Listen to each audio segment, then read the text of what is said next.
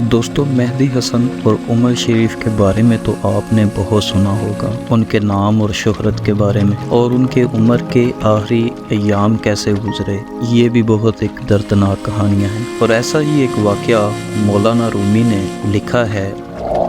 تو واقعہ یوں بیان کیا جاتا ہے کہ ایک آدمی بہت خوبصورت تھا، اس کی آواز بہت دل فریب تھی، وہ سارنگی بجاتا تھا، اور کیا مرد اور کیا عورتیں اور کیا بچے سبھی اس پر قربان جاتے تھے۔ یہاں تک کہ کہا جاتا ہے جب وہ کسی جنگل سے گزرتا تو پرندے بھی اکٹھے ہو کر اس کی لے کو سنتے۔ اس قدر وہ خوبصورت آواز کا مالک تھا کہ لوگ اس پہ قربان جاتے، اس کو بہت عزت دی جاتی، اسے بہت نیازیں دی جاتی۔ لیکن وقت کے ساتھ ساتھ جب اس کی عمر ڈھلتی گئی اور وہ اپنی بزرگی عمر کو پہنچا تو اس کی آواز بھی بھدی ہو گئی، اس کا حسن بھی جاتا رہا۔ تو پھر جب اس حالت میں پہنچا تو جہاں سے گزرتا لوگ اس کو کنارہ کشی کرتے جاتے۔ اپنی اس کامیابی کو ناکامی میں بدلتا دیکھ کر وہ بہت پریشان حال اور بیماری میں گھستا گیا، اور اسی کے ساتھ اس کے اوپر غربت کے فاقے آنے لگے۔ وہ لوگوں سے بیزار ہوتا گیا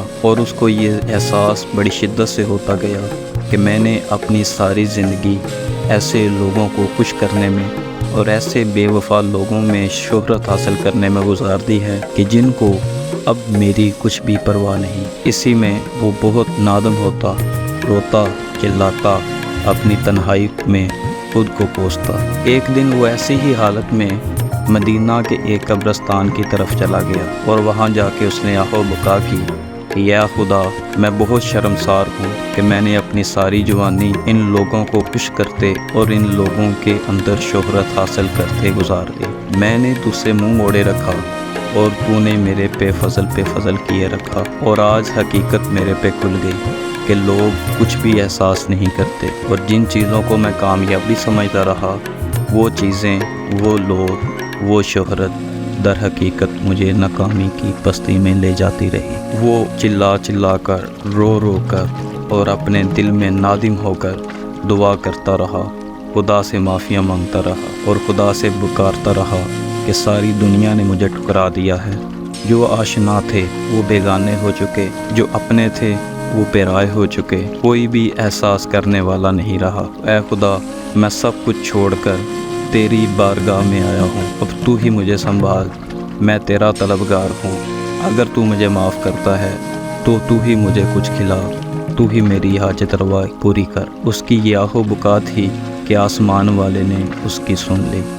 اور کہتے ہیں، اور مولانا رومی کہتے ہیں کہ اسی دوران حضرت عمر رضی اللہ تعالیٰ عنہ کو، خلیفۃ المسلمین کو، اسلامی سلطنت کے بادشاہ کو اللہ تعالیٰ کی طرف سے الہام ہوتا ہے کہ فلاں بندہ جو بوجہ اپنی آواز کے، جو بوجہ اپنے حسن کے لوگوں میں بہت شہرت یافتہ تھا، لوگوں میں بہت پسندیدہ تھا، لوگ اسے بہت قدر کی نگاہ سے دیکھتے تھے، اب اس پہ دنیا کی حقیقت کھل چکی ہے۔ آج وہ مجھے پکار رہا ہے، وہ چاہتا ہے کہ میں اس کی ضروریات پوری کروں، تو آپ جائیے اور جا کے اس کی حاجت روائی کیجیے۔ حضرت عمر رضی اللہ تعالیٰ عنہ فوراً اٹھتے ہیں، ضرورت کا سامان لیتے ہیں اور اس قبرستان چلے جاتے ہیں۔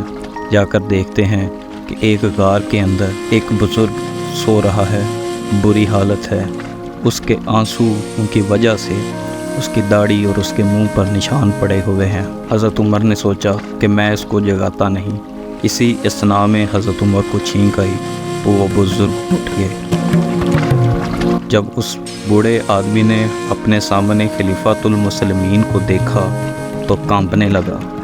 حضرت عمر نے یہ نظارہ دیکھ کر اسے حوصلہ دیا اور اسے فرمایا کہ پریشان مت ہو، خوف مت کھاؤ، مجھے خدا تعالیٰ نے تمہارے لیے بھیجا ہے، میں تمہارے لیے ضرورت کا سامان لے کر آیا ہوں۔ تو جب اس نے یہ الفاظ سنے، وہ اپنے دل میں خوش ہوا اور اسے تسلی ہوئی کہ خدا کی طرف سے اس کی معافی قبول کی گئی ہے۔ لیکن اسی دوران وہ بہت نادم ہوا، وہ چیخ کر پھر رونے لگا، چلانے لگا کہ یا خدا، یہ تیرا ہی ظرف ہے کہ تو نے مجھ جیسے گناہ گار کو بھی معاف کیا اور مجھ پہ اپنا رحم کیا۔ اور اس کی یہ گریہ وزاری دیکھ کر حضرت عمر کی آنکھوں میں بھی آنسو آ گئے۔